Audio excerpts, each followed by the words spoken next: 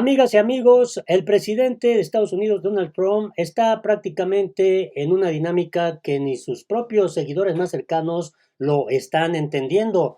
De hecho, prefiere ya irse a jugar golf, a atender asuntos prioritarios para Estados Unidos, como el hecho de estar solamente de manera muy esporádica, de manera muy fugaz en un encuentro con el grupo de líderes de las potencias mundiales del G20, dio su discurso y luego se fue a jugar golf. Y mientras tanto, algunos dicen que prepara otro golpe ya mediático en esta estrategia beligerante contra el triunfo del candidato demócrata Joe Biden. Quédate a conocer todos los detalles.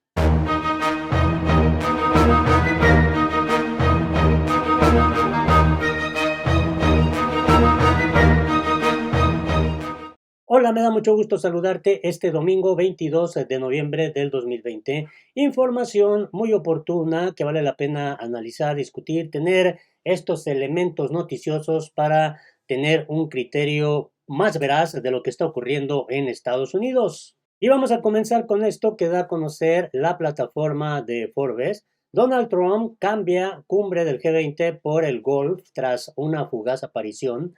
Tras un discurso en la apertura de la cumbre del G20 cerrado a los medios, Donald Trump se fue a su club privado de golf en Virginia. Y vaya que esta actitud pues ha dejado muy desconcertados incluso a sus propios seguidores.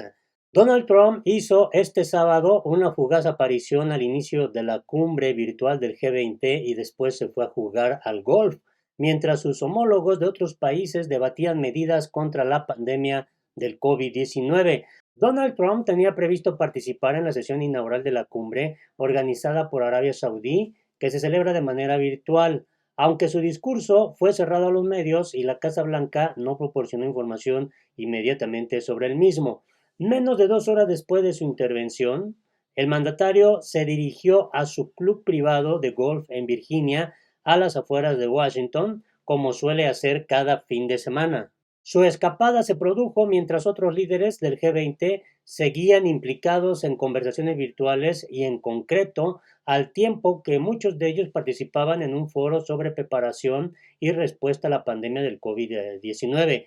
En ese acto participaron, según un comunicado de prensa del G20, el rey Salman bin Abdulaziz de Arabia Saudí, el presidente de Francia Emmanuel Macron, la canciller alemana Angela Merkel, el primer ministro italiano Giuseppe Conte y los presidentes de Argentina, Alberto Fernández, Corea del Sur, Moon Jae-in, Sudáfrica, Cyril Ramaphosa y México, Andrés Manuel López Obrador.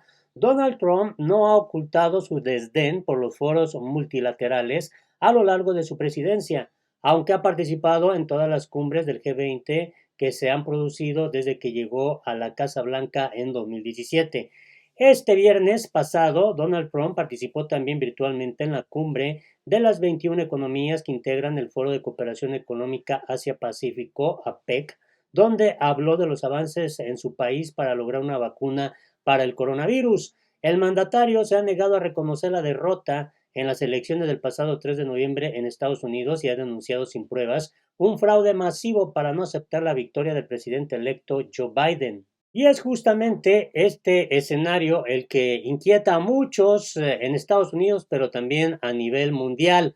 El desafío definitivo de Donald Trump, esto que da a conocer la plataforma de El País, resulta muy interesante. El mundo asiste a una inquietante huida hacia adelante de un presidente dispuesto a todo para subvertir el proceso electoral que le convertirá el 20 de enero en un ciudadano privado obligado a reinventarse. Y vaya que resulta interesante esto que pues firma Pablo Guimón.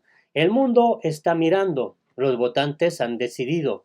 Quien pasara por la noche del viernes por el Hotel Tron en Washington, a pocas manzanas de la Casa Blanca, pudo leer las dos frases proyectadas en la fachada, junto a los nombres y los retratos de Mike Shirley y Lee Chatfield, líderes de las mayorías republicanas en las cámaras legislativas alta y baja, respectivamente del estado de Michigan. Ambos se encontraban esa misma tarde en el despacho Oval, reunidos con el presidente Trump. No ha trascendido cuánto duró el encuentro, ni los detalles de los que se habló. pero Michigan era el viernes el foco de las presiones del presidente para tratar de que los legisladores accedan a subvertir el proceso democrático, desoír el sentido del voto de sus ciudadanos y enviar al colegio electoral a partidarios de Trump, torciendo el órgano a su favor cuando éste se reúna el próximo 14 de diciembre para elegir oficialmente al próximo presidente. Como líderes legislativos cumpliremos la ley y seguiremos el proceso normal, dijeron Shirley y Chatfield al salir. Otro golpe para Trump. Los expertos coinciden en que la insólita idea de subvertir el colegio electoral está condenada al fracaso, igual que la de denunciar fraudes ante la opinión pública sin ser capaces de aportar pruebas concluyentes en los tribunales, lo mismo que la de impugnar los recuentos en estados donde el demócrata Joe Biden se impuso por márgenes cortos. Después de un segundo escrutinio a mano de Georgia, el estado donde el resultado fue más ajustado, se volvió a certificar el viernes la victoria de Biden. Pronto serán dos derrotas las que tendrá que admitir Trump, la de las elecciones y la de su cruzada para revertirlas, demasiadas para alguien que divide el mundo entre ganadores y perdedores. Los votantes han decidido, el mundo está mirando. Las frases proyectadas el viernes en la fachada del hotel contenía las únicas verdades sobre las elecciones que han salido de la marca Trump estas 2 semanas. Los votantes han decidido por un margen de 6 millones de papeletas y una ventaja de 74 votos en el colegio electoral que Biden sea el 46 presidente de Estados Unidos.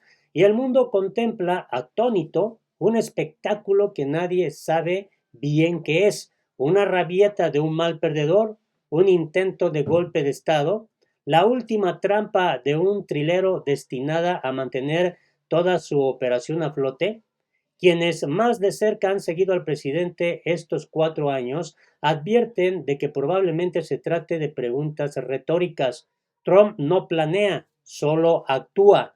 La cruda realidad es que el presidente de Estados Unidos lleva más de 2 semanas básicamente dedicado a amplificar cada patraña conspiranoica que encuentra por la red. Un fraude electoral masivo será mostrado, tuiteaba ayer. Fraude masivo sin precedentes. La elección es una farsa. Así todo el día. Solo el viernes, estoy hablando del viernes 20 de noviembre de 2020. Twitter tuvo que añadir etiquetas a 10 de sus mensajes advirtiendo que el contenido era controvertido. Miembros de su administración dicen que es imposible mantener conversaciones serias sobre políticas concretas estos días con el presidente de Estados Unidos, sin que la cosa degenere en denuncias y teorías raras. De manera aún más inquietante, la definición de la estrategia parece estar depositada en manos de su abogado Rudy Giuliani, cada una de cuyas intervenciones tiene el contrastado potencial de degenerar en un ridículo espantoso.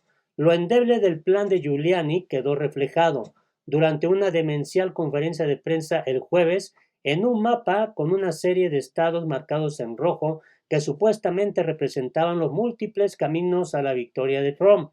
El mapa estuvo ahí, abandonado en un atril, como de adorno, mientras Giuliani y su equipo lanzaron disparates durante 1 hora y 45 minutos, hablando de un fraude masivo que en los tribunales se cuidan mucho de decir que no existió. Muchos observadores defienden que dentro del entorno del presidente, solo Giuliani y su extravagante cohorte se creen todo esto al pie de la letra. Es el caso de la abogada Sidney Powell, conocida hasta ahora por haber expresado reiteradamente su apoyo a Cannon, esa delirante patraña de que una sociedad secreta de destacados demócratas y estrellas de Hollywood, pedófilos y adoradores de Satán, domina el mundo. Powell lleva toda la semana divulgando por medios conservadores esta otra teoría, que una coalición internacional comunista robó estas elecciones, manipulando un software de tabulación de votos para voltear millones de papeletas de Trump a Biden. Cuando el fraude sea finalmente descubierto, dijo en la rueda de prensa, creo que tendremos 80 millones de votos. Es decir, denuncia que un software manipulado robó cerca de 7 millones de papeletas. Un fraude que, dijo, nunca se habría desvelado si los votos para el presidente Trump no hubieran sido tan abrumadores que rompieron el algoritmo. Hasta Tucker Carlson, palmero incondicional de Trump en Fox News, tuvo que decir basta. Powell describía lo que viene a ser el mayor delito en la historia de Estados Unidos, reconoció Carlson.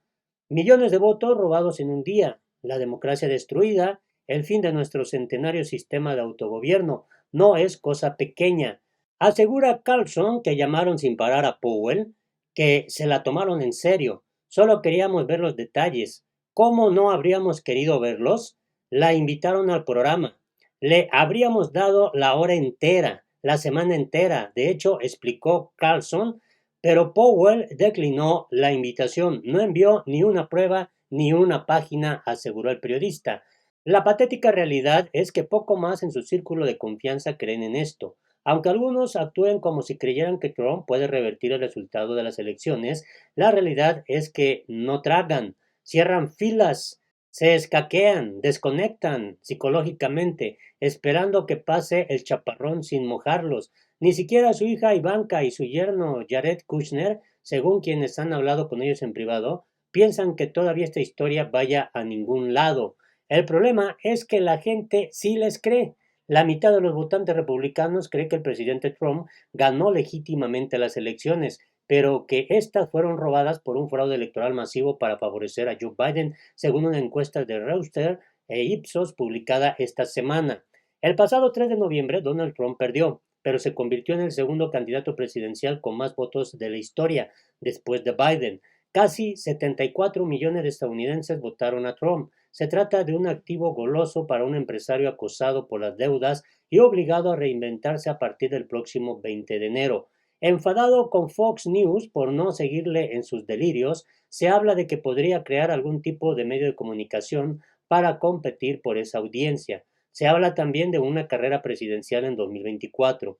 Días después de las elecciones, según Político, el senador Kevin Cramer llamó a Trump para ofrecerle su apoyo en esta ofensiva para desafiar el resultado, y el presidente le dijo: si esto no funciona, simplemente volveré a presentarme dentro de 4 años. Una derrota de Trump iba a suponer un reseteo del Partido Republicano, pero ahora todo indica que seguirá siendo la fuerza dominante de la formación. Todo ello, siempre que la justicia se lo permita, despojado de la inmunidad de la que disfrutó durante su presidencia. Desde el 20 de enero, Donald Trump será un ciudadano privado enfrentado a al menos 6 procesos judiciales, entre ellos una acusación sobre falsificación de documentos para ocultar pagos para silenciar a mujeres, otra sobre evasión fiscal, otra por difamación y otra por fraude presentada por su sobrina.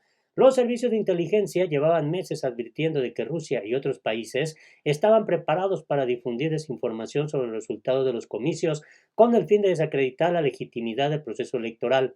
Pero resulta que el agente de esa desinformación estaba dentro, era el propio presidente. Fox News y la propia campaña de Donald Trump han sido mucho más influyentes en diseminar creencias falsas que los troles rusos o los artistas de pincha pincha de Facebook, concluía un estudio de la Universidad de Harvard sobre la campaña.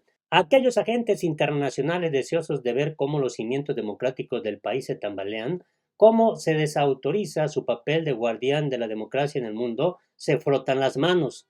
Ya no hace falta una injerencia rusa como la que acreditaron los servicios de inteligencia en 2016.